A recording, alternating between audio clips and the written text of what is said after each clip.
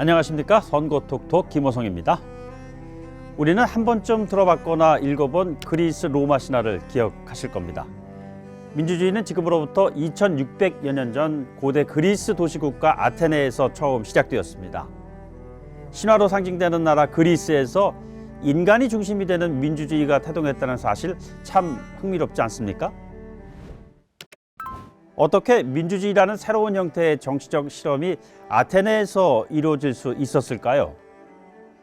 사실 이 질문에 대해서 명확하게 밝혀진 바는 없지만 아테네의 경우 지리적으로나 정치적으로 고립되어 있어서 외부의 간섭을 받지 않았던 상황 속에서 시민들 스스로 민주주의라는 발명품을 만들어냈다는 주장이 지배적입니다.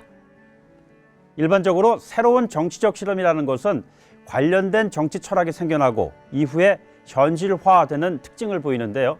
아테네에서 태동한 민주주의는 이와 같은 특징과는 사뭇 다른 모습을 보이고 있습니다. 당시 지배적인 정치 철학 입장에서 바라본 민주주의는 다수의 변덕스러운 대중에게 정치를 맡기는 것이었습니다. 바람직하지도 않고 불안정한 것이라는 인식이 지배적이었다는 말이었죠. 그렇다면 민주주의는 도대체 어떻게 시작되었을까요? 아테네에서 민주주의가 태동할 수 있었던 것은 기원전 483년 아테네 남동부 라울레이온에서 대규모 은광이 발견된 것과 밀접한 관련이 있다는 주장도 있습니다.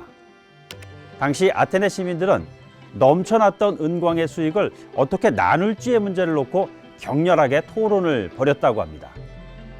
어쨌든 격렬한 토론 과정에서 두 입장으로 나뉘어졌는데요. 하나는 아테네의 재정을 충당하고 남은 수익을 시민들에게 골고루 나눠주자. 다른 하나는 페르시아와 대치하고 있는 상황 속에서 대규모 함선을 제조하자는 것이었습니다. 자, 어떤 결과가 나왔을까요? 시민들은 은광에서 나온 수익으로 200여 척의 배를 제조하기로 결정하였고 이로 인해서 페르시아군이 아테네를 침략했을 때 성공적으로 방어해낼 수 있게 된 것입니다. 이 과정에서 노를 젓던 하층 계층의 역할이 중요하게 부각됐습니다. 당시의 하층 계층은 노를 젓는 대가로 급료를 받았습니다. 이들은 이런 일상 속에서 자신들이 아테네의 일원으로서 중요한 역할을 한다는 시민의식과 사명감을 갖게 되었습니다. 그리고 자연스럽게 정치적인 참여 욕구로 발전했죠.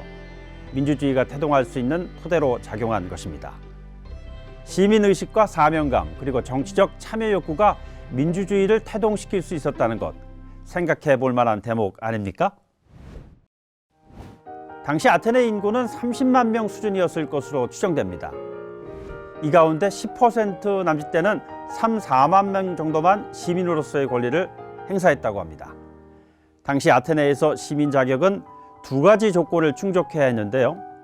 부모가 모두 아테네 출신이면서 20세 이상인 남성이어야 했습니다. 이들에게만 시민 자격이 주어졌던 것이죠.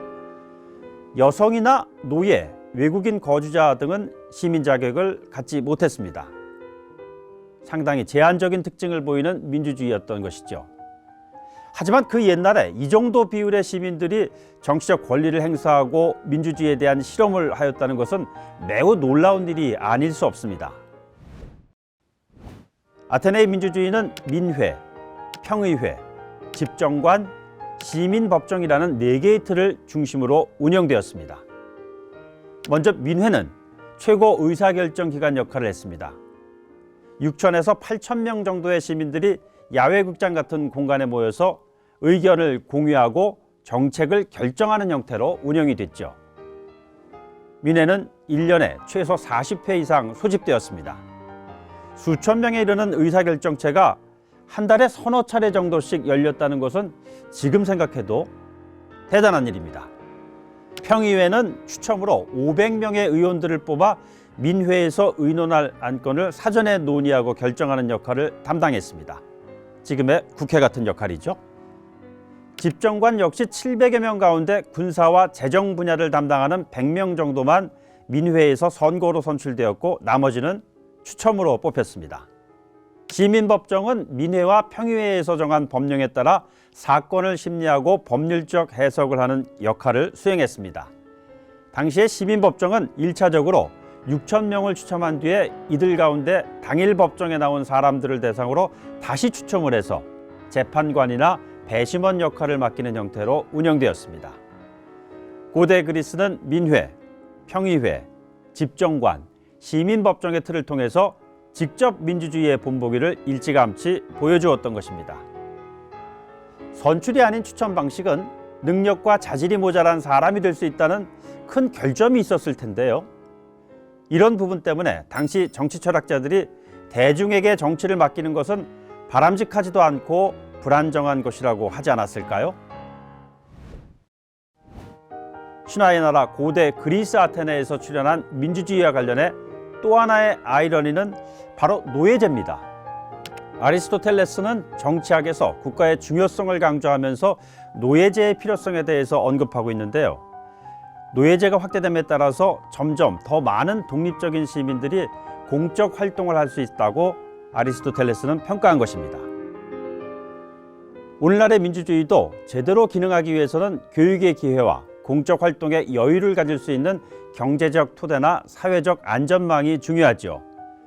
그러나 아테네 민주주의와 다른 점은 사회적 약자를 희생시키거나 배제시키지 않은 제도와 정책이 끊임없이 요구되고 확대되고 있다는 점을 생각하면 민주주의를 올바르게 만들고 키우는 역할은 우리의 몫이다 하는 생각이 듭니다.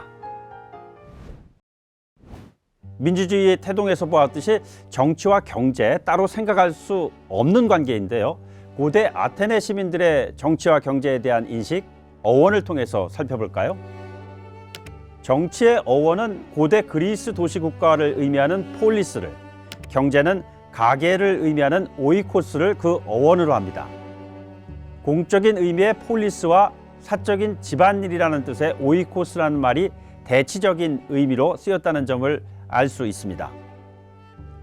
고대 아테네 사람들은 공적 영역을 사적 영역보다 우선시하는 이른바 선공 후사의 가치관을 갖고 있었습니다. 당대의 정치가 펠리클레스는 펠로폰네소스 전쟁의 전사자들을 위한 추도연설에서 도시국가인 폴리스에서 시민들의 공적 활동은 높게 평가한 반면에 경제적인 활동에만 치중하는 것에 대해서는 부정적으로 평가했습니다.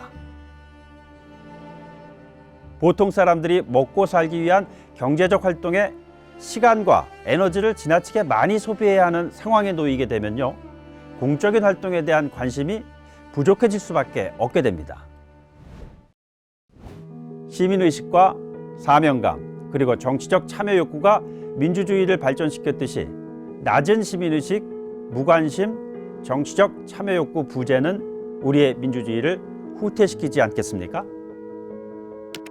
경제학자 아마티아 센의 주장, 민주주의에서는 기근이 발생하지 않는다 하는 말을 상기할 필요가 있을 것 같습니다. 선거 톡톡 민주주의 기원에 대해서 알아봤습니다.